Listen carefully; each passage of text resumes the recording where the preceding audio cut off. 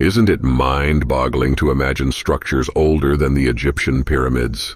The massive stone constructions on the sun-drenched island of Malta are believed to be the past home to giants and long-forgotten gods. The mysteries of Malta's mysterious giant tower, the Ggantija Temple, are about to be uncovered. Are the legendary structures more than just a few rocks? Who were the giants that built the temples of Ggantija? Were they a fable or were they real? Welcome to Mystery.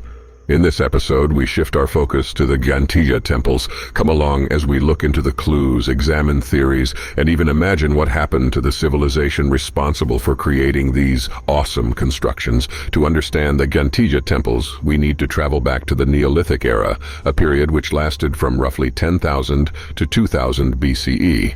It was an important time in human history, marked by notable discoveries. The Neolithic people were farmers and artisans who produced the tools needed to harvest crops and produce food. They were also skilled in producing stone tools and decorations. That's not all. They also built villages and homes out of mud brick. It's perfect to call these ancient gurus jack of all trades. They were adept at preserving food for months and using ingredients like salt as preservatives. Pretty clever, right? The inventive energy of the era was obvious in their innovative tools and architecture. Malta was a major player in this period, and that's where our story really kicks off. Malta is home to many important archaeological sites, most famously its megalithic temples. These temples show the customs, beliefs, and artistic abilities of Neolithic culture. Our focus is on one of the temples, the Ggantija Temple. The Ggantija Temple is a tribute to the creativity and elegance of ancient civilizations, and it is located on the lovely island of Malta, surrounded by the turquoise waters of the Mediterranean. Existing even before the Great Pyramids of Egypt, the Ggantija Temple complex dates back over 5,000 years to the Neolithic era, making it one of the oldest freestanding monuments in the world. Do you think it's your average rock pile? Let us explore the wonders and mysteries of this remarkable old sanctuary. This sanctuary is situated on the 𝐦𝐨𝐬 Plateau on the Mediterranean island of Gozo in the Republic of Malta. Ggantija is made up of two massive stone temples, the South Temple and the North Temple, built around 3,600 to 3000 BC. They are the second oldest man-made religious structures still standing. Talk about some serious staying power. These structures were renovated by European and Maltese archaeologists in the early 19th century.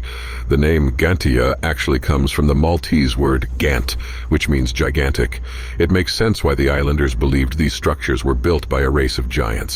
Some of the stones used to build these temples are massive. We're talking 5 meters long and weighing a whopping 50 tons. These giants definitely weren't messing around. To top it all off, these temples received worldwide recognition by being added to the UNESCO World Heritage List in 1980. Being on the World Heritage List is no easy feat. What makes the temples special? The temple is entirely constructed of limestone. One of the reasons the outside walls withstood the test of time for long is because they are composed of coralline limestone, which is hard-wearing. Then, Globigerina limestone, which is softer and smoother as well, was used for the interior. This type of limestone can be seen in the altars, entrances, and ornamental slabs. How did the temple builders pull this off? When the Ggantija temples were built, the wheel had not yet been invented and metal tools were not used. Some of the stones have marks that show how the slabs were moved and positioned, maybe using pulleys or ball bearings. Even without advanced machinery, the structure of the temples is precise. The temples face southeast and line up with the equinox dawn celestial cycles, similar to other megalithic monuments in Malta.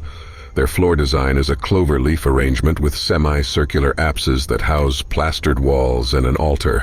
There was a single perimeter wall around the complex, while a central tunnel united the internal apses. According to Norwegian academic Tore Lomsdalen's book, Sky and Purpose in Prehistoric Malta, he shows how the rising sun lines up exactly with the temple's central hallway. This attention to detail points to a deep connection with ceremonial rituals.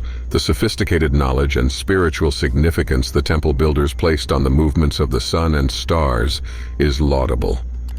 With a perfectly aligned structure, one would expect clarity in all other aspects of the temple.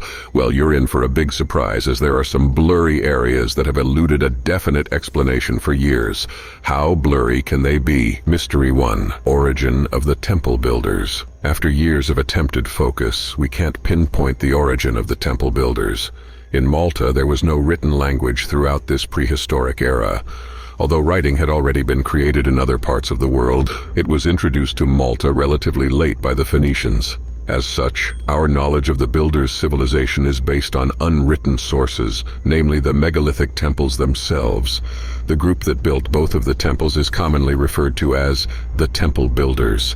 All that is known about these people is that they were probably hunter-gatherers who lived in peace. They probably originated in what is now Sicily. The Ggantija myth says that a giantess who only ate fava beans and honey gave birth to a child by a simple man. She created these temples and worshipped in them as the infant hung from her shoulder. How fascinating can this get? Mystery 2. Purpose of the temples. Oh, a lot more fascinating. The massive walls of the two Ggantija temples whisper stories of a history that has been lost, serving as monuments to a bygone era. Although its exact function is unknown, archaeological hints provide possible applications. Their participation in religious rites is suggested by ritual halls, curved walls, spiral-shaped carvings, and altars. A stone hearth, animal bones, and libation holes are further indications that fire is used in these rites, along with offerings and sacrifices. There are many theories regarding the Ggantija Temple's functions beyond religion. According to some academics, they acted as hubs for the community, hosting events, marketplaces, and even court cases. Some people think they might have been used for basic tasks like storing or baking.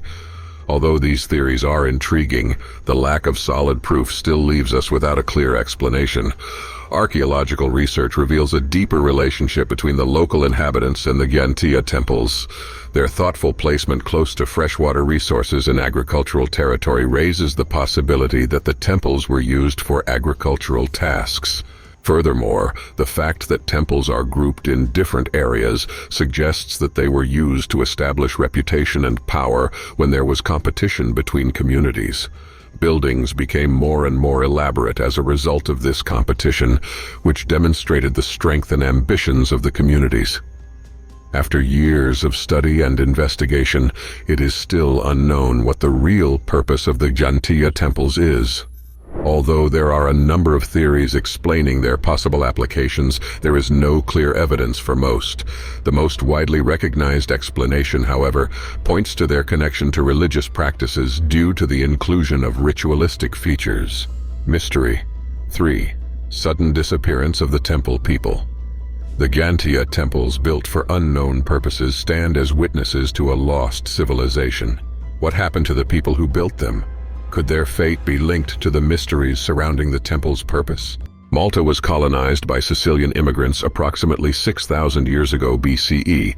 Around 5,000 BCE, this community began to fall. The island's habitation was revived some 1,200 years afterward, when a second wave of Sicilians arrived. This influx of settlers led to the Temple period in Malta.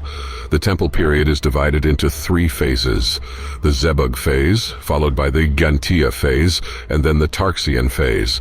By 2400 BCE, at the end of the Tarxian phase, the temple culture seems to have collapsed, potentially leading to a depopulation of the islands. The reasons for this are still unknown. According to the research done up to this point, the temple people did not experience any obvious illness, starvation, or invasion. One argument is that they may have died as a result of extreme religious beliefs and environmental factors. The temple people have come and gone, and they have no heirs. The whole truth about them is unknown to anyone alive. They will always arouse curiosity in everyone who visits them and serve as a powerful reminder of prehistoric human culture. To understand some of the mysteries behind the megalithic temples at large, various researches have been going on. One of them is a 5-year project financed by the European Research Council called Fragility and Sustainability in Restricted Island Environments, FRAGSUS. The project consists of a team of researchers from different universities and organizations in Malta and the UK. They're all working together to understand the untold stories of these ancient monuments. Their mission is to understand how the people who built these incredible structures managed to thrive on a tiny island like Malta for over 1,000 years. How on earth did this culture survive for more than 1,000 years with such few resources, only to vanish so quickly before the middle of the 3rd millennium BCE? This project is focused on studying the environment, social structures, and the economy back in the day. Maltese prehistory has never been the focus of such a potent group of world-class researchers. There is a possibility of a clearer understanding after the research is concluded. Despite extensive research, the Ggantija Temple continues to hold its secrets close. The colossal structures remain a silent testament to an impactful era and continue to spark our curiosity. While we may never know the full story, we hope there'll be clarity soon. Who do you think built the Ggantija temples? Share your thoughts in the comments below. Don't forget to subscribe so you will not miss out as we continue to learn and uncover the secrets of the past.